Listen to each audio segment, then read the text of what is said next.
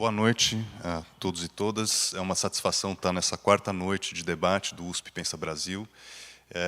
Então, essa atividade que tem sido desenvolvida, né, pela Vice-Reitoria da Universidade de São Paulo, na coordenação da Maria Arminda. E nesse quarto dia, né, avaliando esses grandes impasses que temos, né, para o Brasil, nos dias de hoje, a gente tem a mesa Antropoceno e o novo paradigma ambiental brasileiro, né, então uma temática fundamental, né, com as leituras aqui que iniciam então esse debate. A gente pode, acho que, começar, né, a entrar um pouco na temática que foi desenvolvida e foi trabalhada ao longo de todo o dia. Queria reforçar isso. De manhã, com a Pró-Reitoria de Pesquisa e Inovação, uma mesa sobre energia e sustentabilidade. À tarde, a partir dos eixos temáticos, atividade do Gabinete da Reitoria, com a apresentação de eixos, né, com projetos de pesquisas que, de maneira transversal, acabam debatendo o tema do meio ambiente, com a questão na agricultura, nas cidades, energia, né, no desenvolvimento energético e com a temática do próprio meio ambiente. E no seminário de hoje, a gente retoma esse tema, né, com um tema que, evidentemente, não é novo, né, na sua preocupação para o país, né, nos dias de hoje.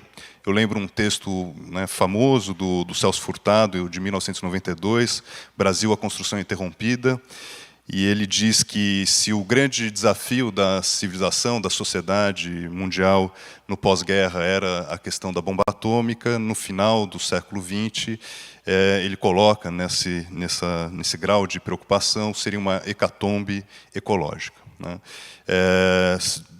Da Rio 92, quando ele está, né, vamos dizer assim, refletindo sobre esse livro, O Brasil, a Construção Interrompida, lá se vão 30 anos, 50, né, do relatório do Clube de Roma. Mas, quer dizer, a gente não pode dizer que de lá para cá coisas não aconteceram, né, e por isso eu queria dizer que é uma grande satisfação ter hoje nessa mesa, né, tanto na conferência quanto no debate, atores importantíssimos, tanto na reflexão, mas na produção de política e de ações, né, que lidam diretamente com a questão ambiental, com a questão das mudanças climáticas, com a questão da preservação nas suas mais diversas dimensões. Então, para dar início à conferência de hoje, a gente tem uma enorme satisfação de contar com a presença, né, do cientista, ativista do clima, pesquisador, que muito nos honra, da USP, do IEA, Carlos Nobre, que há pouco tempo recebeu, claro, se tornou membro da Royal Society, né, um feito para pouquíssimos, né, e para o Brasil, na verdade, nesses últimos séculos, né, o único, aquele que, né, faz parte, então, da Royal Society. E, para não estender e passar a palavra para quem a gente realmente quer ouvir, eu gostaria de dizer, quer dizer, que, só para introduzir aqui o professor Carlos Nobre, ele possui, né, graduação em Engenharia Eletrônica pelo ITA e doutorado em Meteorologia pela Massachusetts Institute of Technology. Foi pesquisador do Instituto Nacional de Pesquisas da Amazônia, o INPA, entre 75 e 81, e depois desenvolveu longa trajetória no INPE, né, o Instituto Nacional de Pesquisas Espaciais, com projetos fundamentais de monitoramento, de análise, de controle ambiental, né? Então, são vários projetos importantíssimos, e partindo dessas experiências, tornando coordenador e presidente de órgãos e projetos relacionados ao meio ambiente e mudanças climáticas, né? Então, é uma honra, uma satisfação tê-lo aqui, e estamos muito ansiosos aqui para ouvir, então, a sua conferência e depois poder passar para o debate com os nossos, na segunda parte da mesa. Então, professor Carlos Nobre, por favor.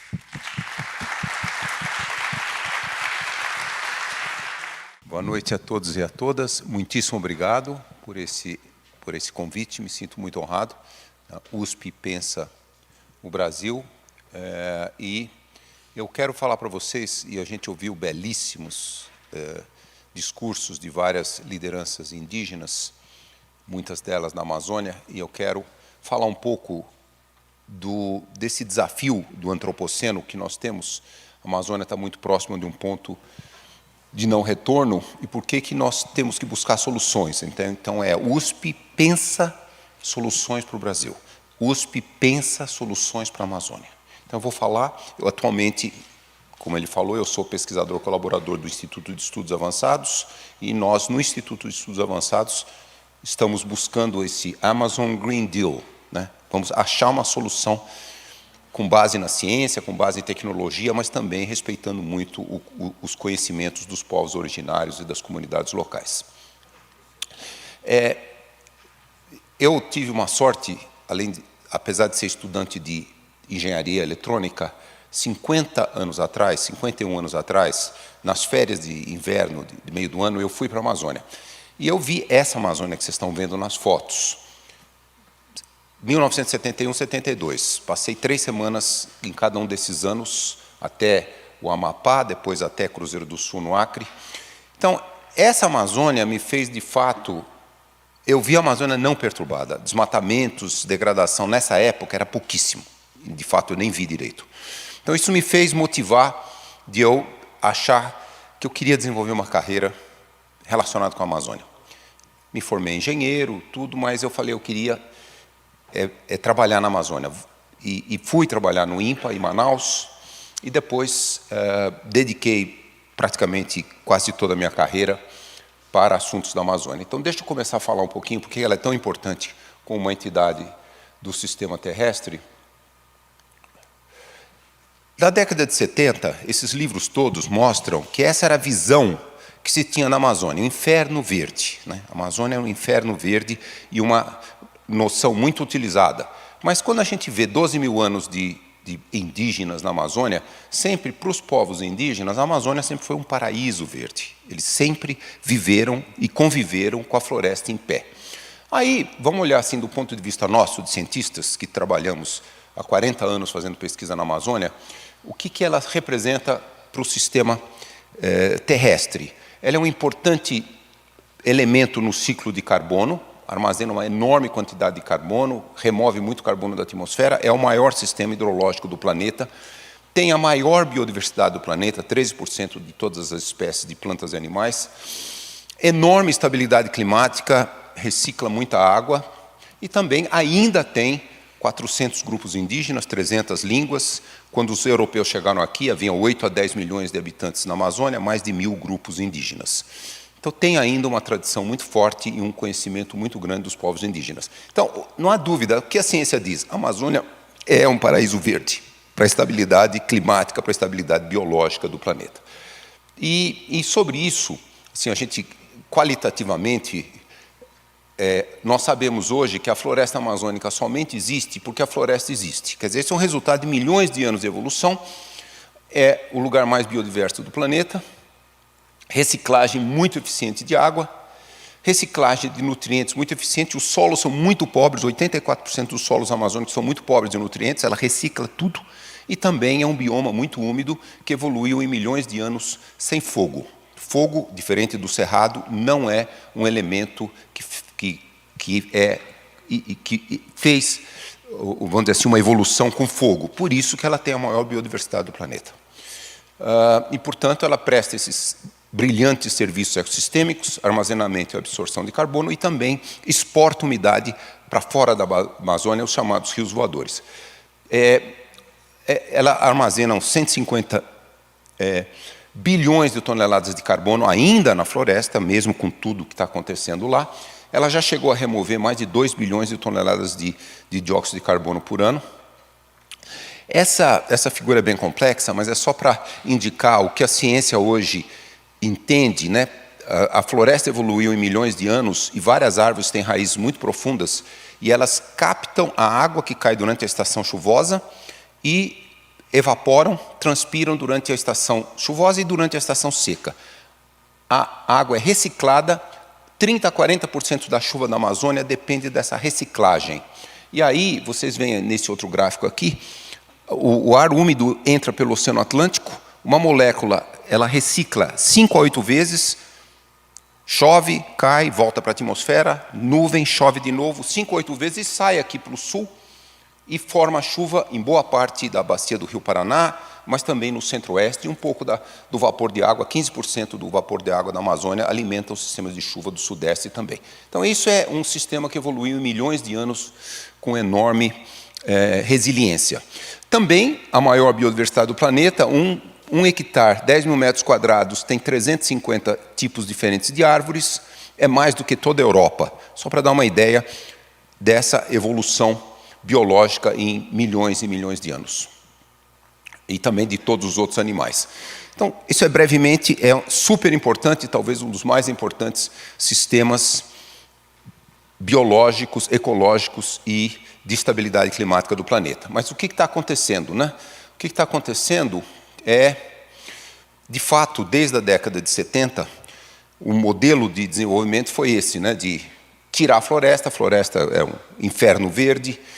E o que a gente vê, esse desenvolvimentismo praticado nos últimos 50 anos, na ditadura militar, e depois nos outros países amazônicos também, outras ditaduras também, árvores são obstáculos para o desenvolvimento. Isso era um princípio filosófico e político daquele momento. Árvores queimadas são usadas como fertilizantes. O solo é muito pobre, queima a árvore para ser o fertilizante da pastagem. Então, isso era aquele modelo. Eu gosto de mostrar essa imagem, para quem nós todos aqui somos do Sudeste, da Mata Atlântica. Isso é uma imagem de 1843, quando começou-se a desmatar, é uma pintura, né? Começou-se a desmatar a Mata Atlântica muito para a pecuária e para o café, que foi um grande vetor do desmatamento da Mata Atlântica. Isso é 1843, isso aqui é 2019. Então, nós temos exatamente a mesma imagem. Nós voltamos um século, né? E impressionante que em 2019 nós tenhamos ainda esse modelo. Todos vocês, os mais antigos aqui, não os jovens estudantes, mas lá na década de 70, 72, foi cunhada essa frase, lá em Belém do Pará, a ocupação da Amazônia seguirá as patas do boi. Essa frase foi cunhada por dois, eu não vou dizer, um era professor da USP, não vou dizer os nomes, mas foi cunhada por dois pesquisadores, do lugar que depois virou a Embrapa. E esse era o modelo de desenvolvimento daquela época, e com aquela lógica da ditadura militar, que a Amazônia era ameaçada, a soberania territorial era ameaçada. O general Médici, aquela famosa frase na inauguração da Transamazônica em 1970, terras sem homens para homens sem terra, quer dizer, não existia ninguém na Amazônia, povos indígenas não existiam, e integrar para não entregar, esse medo de uma invasão, naquela época era um medo dos Estados Unidos invadir pelos recursos minerais. E essa aqui é uma propaganda de jornal do Banco da Amazônia, que deu todo subsídio para esse modelo. Chega de lendas, vamos faturar. Essa é a ideia que se tinha naquela época para a Amazônia. Isso aqui já é década de 80, já tínhamos voltado à democracia, mas os desmatamentos estavam explodiram antes da promulgação da Constituição do Brasil. Essa é a capa da revista Time, do ano de 89, setembro. Olha os desmatamentos. Esses primeiros anos que o Instituto INPE mediu com muita precisão, mais de 20 mil quilômetros desmatados na Amazônia naquela época. Então, esse é o Washington Post de 2 meses atrás. O ciclo do fogo e da carne, devorando a floresta. Isso aqui é os desmatamentos na Amazônia, ali são as pastagens. Como nós sabemos, 90% dos desmatamentos, os primeiros desmatamentos na Amazônia é pecuária. E os Estados Unidos, que tinham bloqueado por causa da doença de gado por vários anos, 2 anos atrás liberaram o bloqueio da importação. Hoje os Estados Unidos é o segundo país que mais importa carne da Amazônia, depois da China. Então isso mostra o mesmo modelo dos anos 70 ainda é prevalente. Eu tenho muitas, eu não vou mostrar todas aqui, mas eu só selecionei essa só para dizer, são as estradas, 95% dos desmatamentos acontecem a 5,5 quilômetros de cada estrada. Na hora que abre a estrada, logo expande um enorme desmatamento. Essa é uma figura para toda a Amazônia brasileira, é onde tem o maior desmatamento no sul e também na beira dos Andes, nos outros países. Nós já temos aí 18% de área da Amazônia desmatada, foi desmatada. Então, esses são os 18%, vocês estão vendo ali, principalmente todo o sul, a maior parte é na Amazônia brasileira. O Brasil tem quase 62% da floresta. Outra coisa que está acontecendo também, nos últimos anos, principalmente nos últimos 20 anos, é a degradação. Começa com a extração seletiva de madeira, vocês viram ali o pátio, aí depois vai caindo, as árvores vão morrendo. Aqui, 15 anos depois, olha o fogo entrando na Amazônia. Esse é um estudo de uma ex-aluna nossa do INPE. De 2007 a 2019, desmatamento foram 100 mil quilômetros quadrados, degradação 200 mil quilômetros quadrados. A degradação significou 53% a mais de emissões de gás de efeito estufa. Degradação está sendo um enorme problema.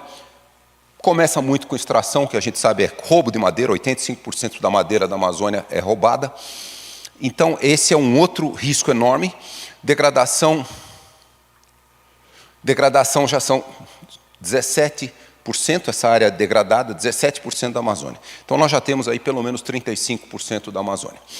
E, então, deixa eu dizer agora, desculpa, escrevi aqui em inglês, mas por que a Amazônia está perto de um ponto de não retorno? Eu fiz uma pesquisa muitos anos atrás, 32, 33 anos atrás. Eu passei um ano na Universidade de Maryland fazendo essa pesquisa. O que nós fizemos lá atrás? Essa foi a primeira pesquisa que fez esse risco que a gente chama savanização da Amazônia. Hoje eu nem chamo mais de savanização, porque o bioma savana tropical é super rico em biodiversidade. E naquela época eu chamei porque, eu vou explicar por quê que eu chamei de savanização. Mas aqui, deixa eu ver se isso aqui. Isso aqui é um experimento, 1 é floresta, 6 é cerrado, é savana. Aí, quando a gente desmata, a floresta não volta naquele lugar ali que tem 6 aqui. Isso foi lá atrás, 1990, 91. E aí eu fiz essa hipótese, olha, se tiver muito desmatamento, a floresta não vai voltar em todo aquele sul da Amazônia. Por quê? Porque a estação seca ficaria muito longa. A Amazônia tem estação seca 3 a 4 meses, aqui no sul, a mais longa, e com esse desmatamento, a estação seca ficaria 6 meses. Isso foi a hipótese. Era uma hipótese e... Aqui eu estou fazendo um resumo aqui de 40 anos de pesquisa de campo. Eu participei de muitas dessas pesquisas. A gente vai no campo e mede como que a floresta interage com a atmosfera, como que a pastagem interage com a atmosfera. E, basicamente, fazendo um resumo aqui, com essas raízes profundas, a floresta transpira e evapora muita água. 3,5 milímetros de água por dia, em média. Na estação seca, isso é uma coisa única da floresta amazônica. Na estação seca, ela transpira mais água, 4,5 milímetros. Por quê? Porque as raízes estão acessando a água profunda. A pastagem não acessa. Pastagem seca, entra em senescência, para de transpirar, 1,5 milímetros na estação seca. Quando a gente olha isso aí, geralmente, o que a gente vê? A floresta é mais fria, 30 graus a temperatura máxima, pastagem bem mais quente, muito menos eficiente em reciclar água, menos chuva, e a floresta é muito mais eficiente. Então, 40 anos de pesquisa não deixa nenhuma dúvida da importância de manter a floresta e substituição de pastagens. Qual que é o enorme risco que nós estamos vendo? É a ligação das mudanças climáticas. Esses são os chamados pontos de tipping elements de todo o planeta. Eu não vou entrar em todos os detalhes que as mudanças climáticas causam, só vou falar aqui da Amazônia. Oceano Atlântico tropical norte do Equador está mais quente. Isso é mudança climática, que tem a ver com o derretimento das geleiras da Groenlândia. Esse Oceano Atlântico mais quente ali está induzindo secas na Amazônia. 2005, 2010, 2020, secas causadas pelo Oceano Atlântico. 2015 e 2016, a famosa seca histórica de milhares e milhares de anos causados pelo fenômeno El Niño no Pacífico. Antes tinha uma seca profunda, uma seca assim, relacionada com o El Niño, a cada 15, 20 anos. Nas últimas 2 décadas, nós tivemos essas 4 secas muito fortes. E junto com isso, que é causado pelo aquecimento global, nós temos o desmatamento, a degradação, o fogo, reduzindo a precipitação, a estação seca está mais longa e mais seca. Essa soma desses dois, sinergisticamente, aquecimento global, intensidade das secas, com o desmatamento e degradação e fogo, fazem com que a Amazônia já tenha ativado esse ponto de savanização. Isso é um pouco um círculo vicioso que a gente chama Olha, perda de árvores, diminui a evaporação, a transpiração, diminui a chuva, aumenta a duração da estação seca, menos umidade, o fogo propaga mais, mata mais árvores. Isso já está acontecendo em todo o sul da Amazônia. Então, esses são os riscos que nós temos do desmatamento, da degradação e do fogo. Então, logicamente, inúmeros riscos. Por exemplo, para a saúde humana, dezenas de milhares de pessoas têm problemas respiratórios e cardíacos devido à enorme poluição que esse fogo traz.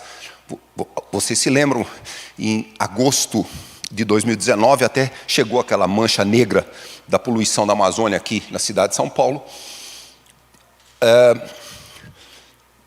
Eu encontrei, acho que o professor Saraiva está aqui, eu até fiz uma pergunta, lá, está aqui, eu fiz uma pergunta para ele. Por que a Amazônia nunca gerou uma pandemia? Né? Esse é um mistério, porque o que nós estamos fazendo com a Amazônia tem um enorme risco. Né? A Amazônia é o lugar que mais tem vírus, bactéria, protozoários, etc. E por que nunca gerou uma zoonose como a Covid? Mistério, mas o risco é enorme. E, lógico, esses outros, mudanças no ciclo hidrológico, perda de carbono e esse risco. Isso eu tenho feito muitos estudos com meus alunos, que a Amazônia ela pode sair desse estado de floresta, que nós conhecemos, evoluiu por muito tempo, e esse outro estado é floresta só perto dos Andes, 30% a 40% no máximo, 60% a 70% vira esse ecossistema degradado, com poucas árvores, gramíneas, arbustos. Então, esse é o risco do ponto de não retorno. Perderíamos 60% a 70%, isso seria um processo de 30 a 50 anos, se nós passarmos desse ponto de não retorno.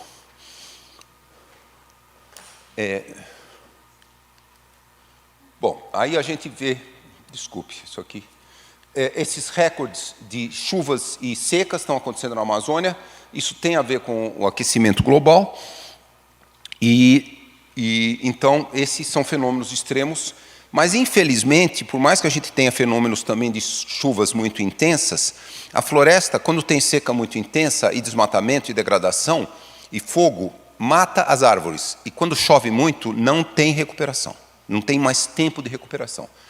Esse é um gráfico que mostra que a duração da estação seca já aumentou 5 semanas em todo o sul da Amazônia. Esse é um dado muito preocupante.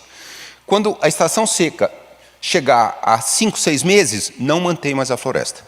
Isso é 20 a 30 anos se continuar uma semana por década.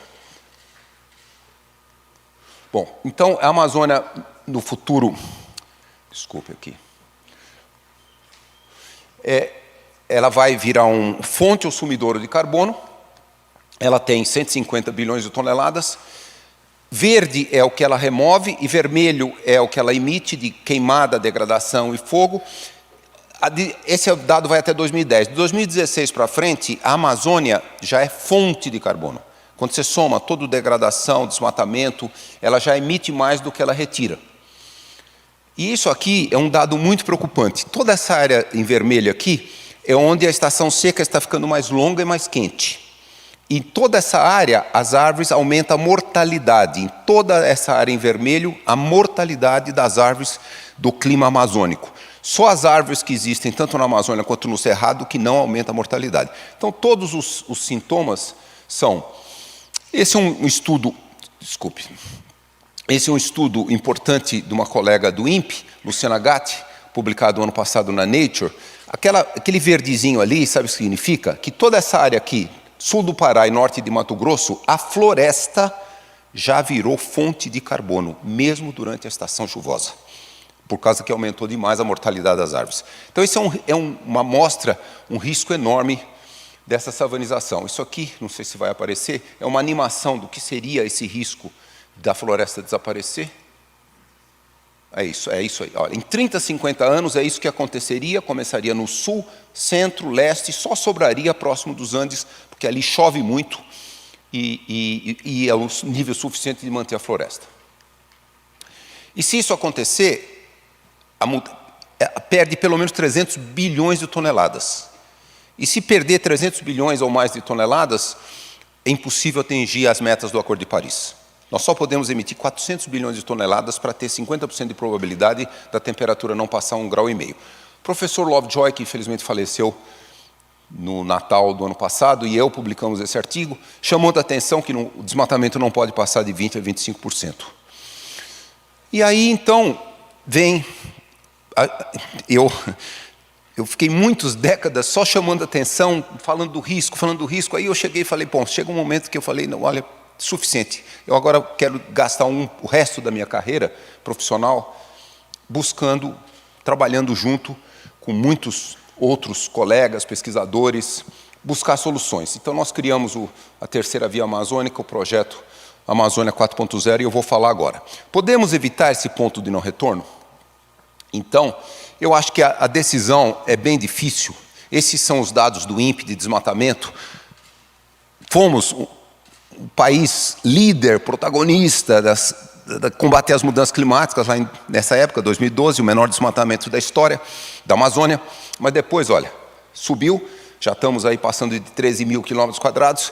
Então, essas duas curvas, vermelha e verde, são escolhas humanas. Porque depois, se a gente passar do ponto de não retorno, não volta mais. Então, ou nós continuamos nessa louca trajetória dos últimos anos, e até 2030 nós vamos passar de 20 mil quilômetros desmatados na Amazônia brasileira, ou nós conseguimos, de fato, zerar os desmatamentos antes de 2030. Esse seria um cenário utópico, de sustentabilidade, ou um cenário distópico, que é a trajetória que o Brasil vem enfrentando, os outros países amazônicos também, infelizmente, nos últimos anos. Então, realmente, nós não precisamos desmatar mais. De toda a área desmatada, 63% fica numa pecuária de baixíssima produtividade. No estado do Pará, por exemplo, é 0,8 cabeças de gado por hectare. Muito abandonado, a floresta regenera, 23% a floresta está regenerando, 14% culturas agrícolas, mineração. Isso sem falar, obviamente, nesses últimos anos, o crime ambiental explodiu na Amazônia, toda a Amazônia, principalmente na brasileira. Então, aí nós concebemos aí duas ideias, dois modelos, né? Possível desenvolvimento sem o desmatamento. Então, a gente chama a primeira via amazônica, obviamente, esse modelo de áreas indígenas, territórios indígenas, unidades de conservação. A Constituição de 88, ela criou mecanismos, um marco legal, que foram muito implementados depois, por muitos anos, de criar unidades de conservação, territórios indígenas, demarcação. Isso é entrave para o desenvolvimento? Essa é uma pergunta que muitas vezes o agronegócio faz. Isso é entrave? Essas são as áreas em toda a Amazônia, 47% é protegida, 50% na Amazônia brasileira. E a segunda via, nós chamamos esse modelo da década de 70, da ditadura militar, que é um modelo avanço intensivo, baseado em uso intensivo dos recursos naturais, principalmente commodities, né?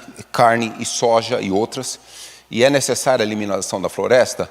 Então, esse modelo já fez esse desmatamento, 21% da floresta amazônica brasileira, 820 mil quilômetros, mais áreas degradadas, e para toda a Amazônia, 18%. Então, esse é o modelo que o Brasil indicou. Quando a gente olha e vai responder a pergunta, esse modelo levou à melhoria da qualidade de vida das populações da Amazônia? Não, de jeito nenhum. Tem inúmeros estudos, aqui eu só estou botando um exemplo de jornais, mostrando que o desmatamento de fato, olha só, Índice de Desenvolvimento Humano, IDH, de todos os 772 municípios da Amazônia, só 19 tem o Índice de Desenvolvimento Humano acima da média brasileira. A Amazônia tem um dos piores índices de Gini de desigualdade de renda. E é quase tudo nas áreas desmatadas. Desmatamento é o contrário, leva à pobreza, não elimina a pobreza. Então, esse é um dado que desmonta completamente qualquer teoria de que precisa desmatar para fazer desenvolvimento econômico dos povos amazônicos. Então, aí que nós começamos a pensar o que mais fazer. Lógico, aumentar, manter... Tem 600 mil quilômetros de áreas da União, são chamadas terras devolutas. O que nós vamos fazer com isso? Demarcar terras indígenas e unidades de conservação. E melhorar a qualidade da agropecuária brasileira, sem dúvida. Sem dúvida. Tem um exemplo, vocês devem ter visto um documentário da Miriam Leitão da Amazônia, mostrou um pecuarista do Pará, Mauro Lúcio Costa, ele tem 8 cabeças de gado por hectare, ele não desmata nada, ele não usa fogo, super possível ter agropecuária sustentável, mas infelizmente na Amazônia é um número muito pequeno. Então, o que fazer mais, né? Como garantir a proteção da floresta? O professor Lovejoy e eu também escrevemos um pouco buscar soluções, zerar desmatamento e degradação, restauração florestal e uma bioeconomia. Vou falar mais da bioeconomia, mas queria primeiro falar de conservação e restauração florestal. Isso é um resultado do painel científico para a Amazônia, que nós criamos no órgão da ONU Sustainable Development Solutions Network. Inúmeros colegas aqui da USP foram autores, 240 autores, lançamos na COP26 o relatório que busca essas 4 soluções, né? Zerar desmatamento e degradação, compromissos de governos com políticas de sustentabilidade, conservação e restauração e uma nova bioeconomia. Conservação e restauração, isso aqui é um dado. A Amazônia retira 1,8 a 3,6 toneladas por hectare. A floresta não perturbada. A floresta secundária na Amazônia, de pastagens degradadas, de agricultura e outras áreas, retira entre 18 e 11 toneladas por hectare por ano. Só para mostrar para vocês o potencial de também utilizar a restauração florestal para retirar gás carbônico da atmosfera. Isso é uma enorme resposta. E aí, nós vamos lançar agora na COP27, o painel científico para a Amazônia. Nós resolvemos fazer um estudo que agora vai ser lançado lá no Egito, na COP27. Esse é o chamado arco do desmatamento, com esse inúmera área, 35% dessa área já foi desmatada. E nós queremos transformar esse arco do desmatamento no chamado arco da restauração florestal. Vamos criar um projeto de restaurar 1 milhão de quilômetros quadrados. É possível? É difícil? É difícil. É possível? É possível.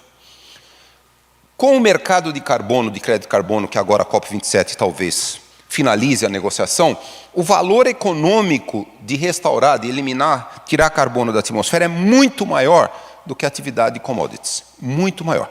Então, também tem valor econômico. Mais do que o valor econômico é salvar a floresta. Isso é para impedir o ponto de não retorno. Então, esse é um dos objetivos que nós queremos. E agora eu vou falar um pouquinho dessa nova bioeconomia de floresta em pé e rios fluindo, que é essa iniciativa que nós estamos desenvolvendo aqui, organizada no projeto Amazônia 4.0 aqui do Instituto de Estudos Avançados. Essa iniciativa é um novo paradigma de desenvolvimento, que é urgentemente necessário. A pergunta é muito simples: qual o potencial da bioeconomia para essas várias indústrias aqui que eu menciono aqui, em função da biodiversidade? Olha, a economia brasileira, quanto do PIB brasileiro é produto da nossa biodiversidade? Vocês vão cair de costa, 0,2%. 0,2%. O principal é mandioca, segundo é açaí. Puxa vida, o país que tem a maior biodiversidade do mundo, por que a biodiversidade não faz nenhum papel na economia? Então, essa é uma pergunta que nós todos brasileiros, a Mata Atlântica é super biodiversa, a savana tropical, o Cerrado é o mais biodiverso do mundo, a estepe savânica caatinga é a mais biodiversa do mundo, o Pampa é o bioma Pampa é o mais biodiverso do mundo. Por que a biodiversidade nunca fez nada para a economia? Então, é uma pergunta que nós temos que responder. Então, a Amazônia tem a maior biodiversidade do planeta, então esse é o potencial que nós queremos explorar. Então, é isso, é um pouco como... Desculpe, pulou aqui. É um pouco como usar indústria 4.0, tecnologias modernas, juntar com conhecimento de povos tradicionais, também é um desafio. Puxa vida, não vai.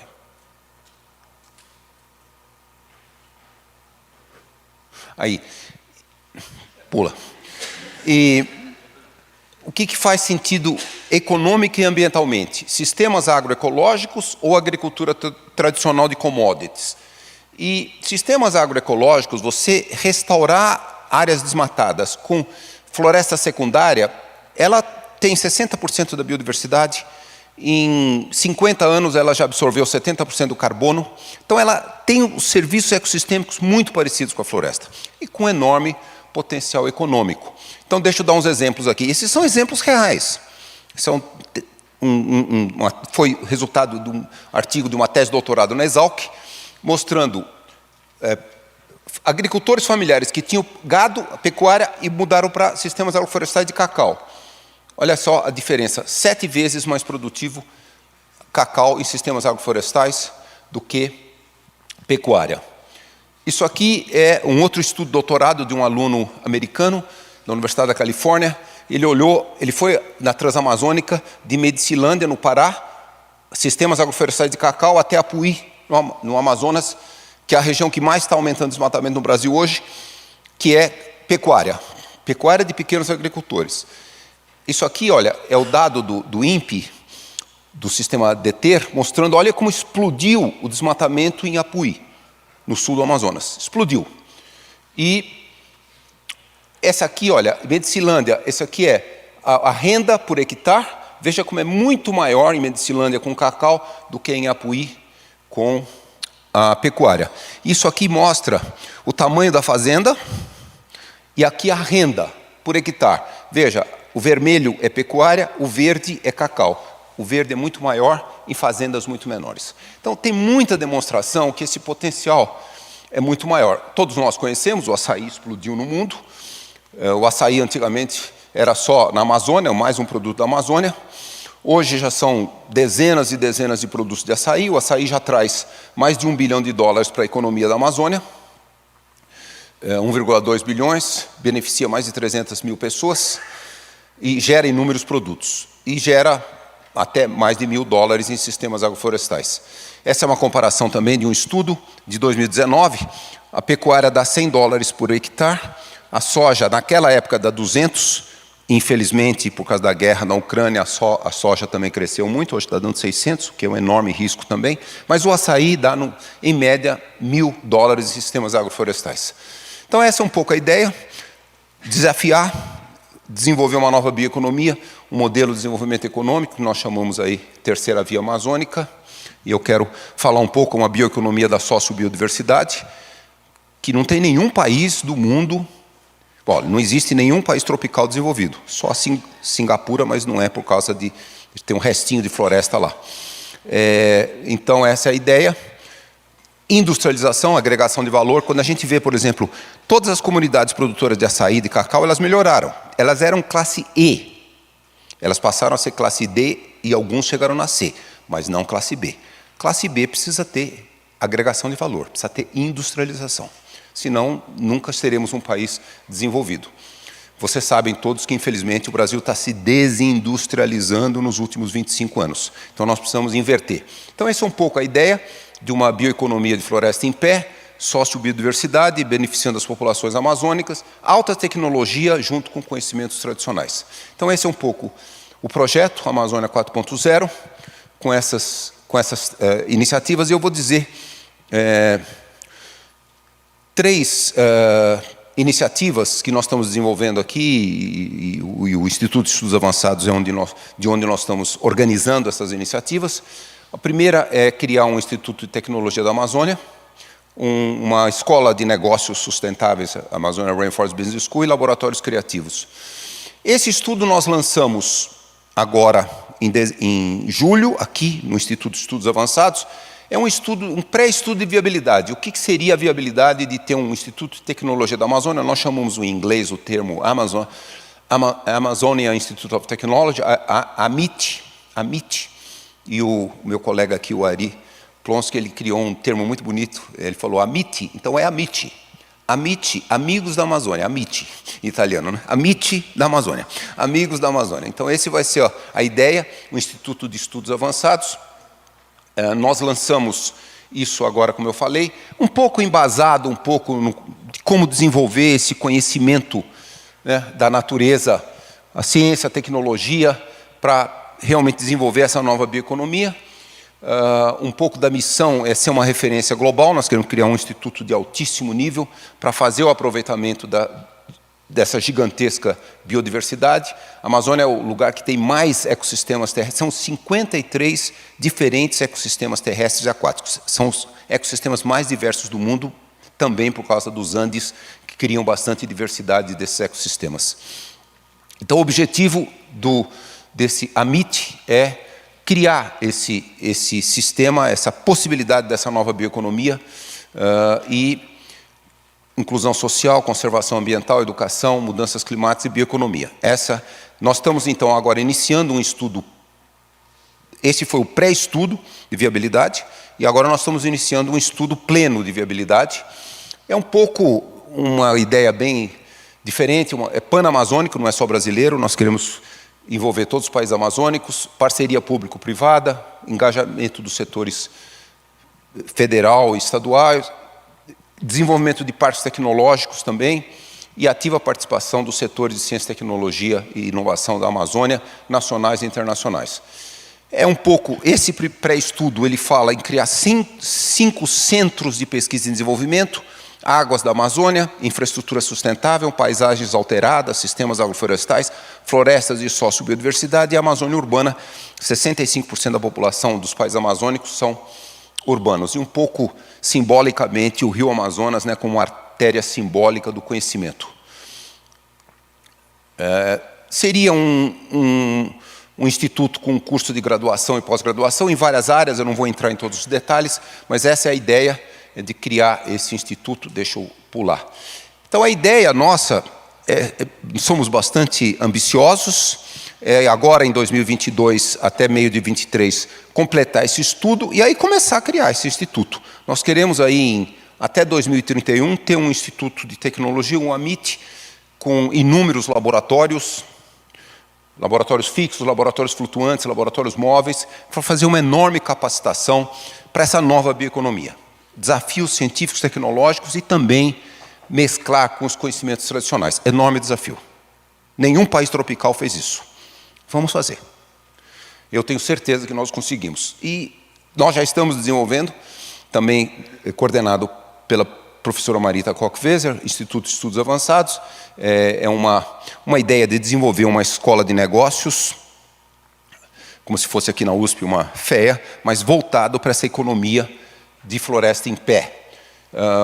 Já começamos a desenvolver essa plataforma de cursos para esse novo modelo dessa nova bioeconomia para a Amazônia. Quer dizer, estamos começando a desenvolver um currículo muito avançado para isso. Ela tem que ser muito inovadora e também ser um fórum para poder desenvolver e capacitar essa nova geração para essa nova bioeconomia. Eu não vou entrar em todos os detalhes, mas já desenhamos aí os cursos temáticos que terão nessa plataforma. Começamos a desenvolver uma plataforma online de inúmeros cursos temáticos nessa bioeconomia e também alguns cursos correlatos. Nós já desenvolvemos um serviço ecossistêmicos de floresta amazônica, já produzimos. Então, essa é a ideia dessa escola de negócios para essa nova bioeconomia para a Amazônia. E, por fim, nós já estamos também desenvolvendo essa ideia dos laboratórios criativos da Amazônia, que são laboratórios inovadores, são esses laboratórios móveis. Eu vou mostrar um exemplo do que nós já estamos construindo. Como se fosse uma pequena biofábrica para demonstrar a viabilidade de você fazer a agregação de valor a produtos da floresta. Nós já construímos esse primeiro aqui, Cupuaçu Cacau, já desenhamos castanha e sequenciamento genômico, estamos desenhando azeites gourmet, castanha, buriti, tucumã e patauai, e vamos começar a desenvolver um para o açaí. Mas esse aqui já construímos, esse aqui do cacau e do cupuaçu. Só para lhes dar uma ideia, os produtores de cacau da Amazônia, eles vendem 1 quilo de sementes para fazer chocolate a R$10. 1 quilo de chocolate de alta qualidade custa 100, 200. Então esse chama Tree to Bar, você sai da semente e produz um produto final. E já estamos vamos capacitar 4 comunidades na Amazônia, 2 do rio Tocantins e 2 do rio Tapajós. Aquelas 2 do rio Tocantins são a Associação Ribeirinha do Rio Acará, uma associação quilombola, Mojumiri, produtores de cacau, Associação das Mulheres Trabalhadoras Produtoras de Cupuaçu em Belterra, ao sul de Santarém, e também a Resex, essa é a maior Resex da Amazônia, Tapajós Arapiuns, são 22 mil pessoas, 70 grupos, 9 grupos indígenas, e eles estão muito determinados, eles querem construir biofábricas, eles querem se industrializar. Então essa é a ideia, que nós já vamos fazer esse projeto, é um pequeno exemplo. O Ismael é o coordenador científico que está implementando o projeto. Aquele é o laboratório ali, e já as comunidades todas que vão receber capacitação já estiveram juntos, já deram muitas opiniões. Fizemos uma reunião 3 semanas atrás em Manaus, só para lhes dar uma ideia. com líderes indígenas e com líderes científicas também. Nós estamos juntando ciência, nossa ciência, com conhecimento indígena, e também grupos indígenas estão muito interessados também em adquirir essa possibilidade de agregação de valor, de industrialização. Então a ideia é isso, é construir isso que é tão comum, né? Aqui em São Paulo, nós somos a cidade do estado mais desenvolvido do Brasil, criamos inúmeros desses ecossistemas de inovação. Agora a gente tem que acrescentar a palavra sustentabilidade, negócios sustentáveis. Essa é a ideia dessa iniciativa, criar esses ecossistemas também na Amazônia. É um enorme desafio, mas é possível a gente vencer. Então deixa eu terminar, estou terminando agora. Eu acho que é uma pergunta que nós todos brasileiros temos que nos fazer, qual a real vantagem dos países ricos em biodiversidade, né? No concerto das nações? Seremos eternos fornecedores de commodities, como estamos quase todos os países tropicais, cada vez se tornam mais economias primárias, ou nós queremos realmente uma transformação, fornecedores de produtos da biodiversidade, com valor agregado e repartição de benefícios? Eu acho que essa é a grande pergunta. Realmente, olhando para frente, nós precisamos realmente desenvolver aqui países tropicais, mas o Brasil tem toda a condição de ser um dos líderes, essa nova bioeconomia tropical, ou nos tornarmos uma potência ambiental da sociobiodiversidade, e muito importante para a saúde planetária, manter a estabilidade climática, manter a enorme diversidade biológica, evitar pandemias, tudo isso nós temos condição de fazer. Então, um pouco da ideia, essa visão, é manter até 70% da floresta em proteção total, territórios indígenas e unidades de conservação, 15% a 20% em sistemas agroflorestais para essa nova bioeconomia, e no máximo 10% a 15% um uso intensivo, agricultura regenerativa, sustentável, mineração sustentável e infraestrutura urbana. Então essa é a ideia que nós temos de avançar. Um enorme desafio, que eu acho que nós todos temos obrigação, e nós vimos aqui os belos discursos de lideranças indígenas, quão importante é valorizar os conhecimentos dos povos originários que vivem há 12 mil anos na América do Sul, mantendo a biodiversidade, a floresta e todos os ecossistemas com os nossos conhecimentos científicos. Então, um pouco da ideia é o que eu chamo Amazon Green Deal, é um pouco isso, soluções baseadas na natureza, criar essa nova país amazônico, talvez o Brasil seja uma potência ambiental da sociobiodiversidade, essa nova bioeconomia circular de floresta em pé e rios fluindo. Eu falo rios fluindo porque a gente não precisa mais de grandes hidrelétricas. Hoje as energias renováveis são totalmente factíveis, e nós não precisamos, porque as hidrelétricas perturbam muito, não só a vida das populações ribeirinhas, povos indígenas, mas também perturbam demais os ecossistemas aquáticos. Emprego, bem-estar, prosperidade, com proteção da biodiversidade e combate às mudanças climáticas. Esse é o modelo que nós sonhamos para a Amazônia. Um pouco, acho que muitos de vocês conheceram a nossa querida, já falecida geógrafa Berta Becker. Ela escreveu um livro lindo sobre como desenvolver a Amazônia, e uma frase que nos inspira muito: agregar valor ao coração da floresta. Davi Copenau, que leu aqui também, ele, num evento em Harvard em 2019, ele falou essa frase muito linda também: salvar o coração da Mãe Terra. E o Papa Francisco, visitando a ilha de Madagascar, ele falou: não pode haver verdadeira abordagem ecológica ou esforços efetivos para salvaguardar o meio ambiente sem o atingimento de justiça social capaz de respeitar o destino comum dos bens da terra, não somente para gerações presentes, mas também para as que virão. Então, essa é uma frase importante do Papa Francisco. E eu termino um pouco, eu não sei quem de vocês viu na matéria que a Miriam Leitão publicou no jornal O Globo de domingo, em que ela chama o destino da Amazônia. O Brasil irá escolher em 20 anos o seu futuro. Isso tem muito a ver com esse ponto de não retorno, se nós vamos passar ou não vamos passar. Mas o que eu gostei muito, que ela foi na Amazônia, entrevistou várias dessas comunidades, e ela foi nessa comunidade, em São Félix do Xingu, no sul do Pará, e entrevistou uma comunidade de produtores de sistemas agroflorestais.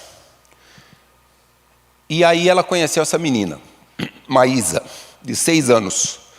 E a Maísa estava ali embaixo do cacau, comendo cacau, dizendo que ia usar a casca como copo. E eu acho que é isso um grande desafio que nós temos, né? Essa menina tem 6 anos. E ela falou, a Maísa falou para Miriam Leitão, que ela deseja tornar-se uma mulher praticando a agricultura sustentável. Ela tem 6 anos. Então, vamos nós todos, Universidade de São Paulo, USP, vamos pensar o Brasil, vamos pensar a Amazônia, e vamos dar uma chance para a Maísa. Ela tem 6 anos. Quando ela tiver 17 e for entrar na universidade, vamos ter universidades de qualidade, vamos ter o AMIT, vamos ter uma nova bioeconomia que a Maísa vai se tornar os pais, os irmãos, classe média. Esse é o nosso grande desafio. Salvar a Amazônia, salvar os povos amazônicos. Essa é a Amazônia que todos nós brasileiros queremos. Muito obrigado.